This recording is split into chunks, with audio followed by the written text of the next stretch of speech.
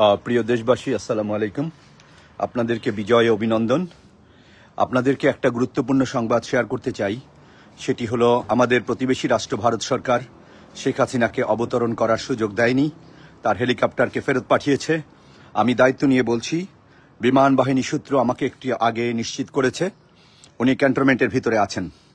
আপনারা যেভাবে হোক ওনাকে আটক করুন এবং ওনার এই যে 15.5 বছরের গুমখুন, এই গুমখুনের হিসাব এবং শাস্তি নিশ্চিত করুন।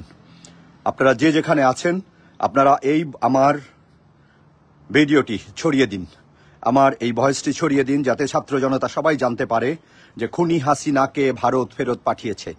খুনি হাসিনা ভারতে অবতরণ করতে পারেনি, তার হেলিকপ্টারকে অবতরণ করতে দেওয়া হয়নি, সে এখন ক্যান্টনমেন্টে আছে। আমি কাজী শামীম আহসান দায়িত্ব নিয়ে বলছি, যারা আমাকে বিশ্বাস করেন তারা বিশ্বাস করুন। উনি বাংলাদেশে ফেরত আসতে বাধ্য হয়েছেন, ওনার হেলিকপ্টারকে অবতরণ করতে দেওয়া হয়নি, ওনাকে রিটার্ন পাঠিয়ে দেওয়া হয়েছে। উনি যে বাহন নিয়ে গিয়েছিলেন ভারতীয় ইয়েতে, সেটাকে ফেরত দেওয়া হয়েছে। এটি বিমান বাহিনীর একটি সূত্র নিশ্চিত করেছে। আপনারা খবর নিন, আপনারা ওনাকে আটকের চেষ্টা করুন। ওনাকে জীবিত অথবা মৃত যেভাবে পারেন ওনাকে আটক করুন। ওনার সাথে আমাদের হিসাব আছে, সেই হিসাব আমাদের বুঝে নিতে হবে। ওনার সাথে হিসাব আছে, এটা আমাদের যৌক্তিক হিসাব।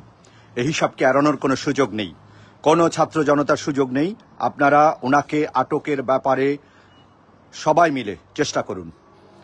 সেনাবাহিনী, নৌবাহিনী, বিমান বাহিনীর ভাইদের বলছি, একজন খুনিকে এভাবে ছেড়ে দেওয়া কোনো বিশ্বস্ততার পরিচয় নয়। আপনারা যদি সত্যিকারের বিশ্বস্ত হয়ে থাকেন, খুনি হাসিনা এবং হাসিনার সকল সহযোগীকে গ্রেপ্তার করুন। তাতে আমরা বুঝব যে আপনারা সত্যি সত্যি জনগণের পক্ষে কাজ করছেন। ধন্যবাদ।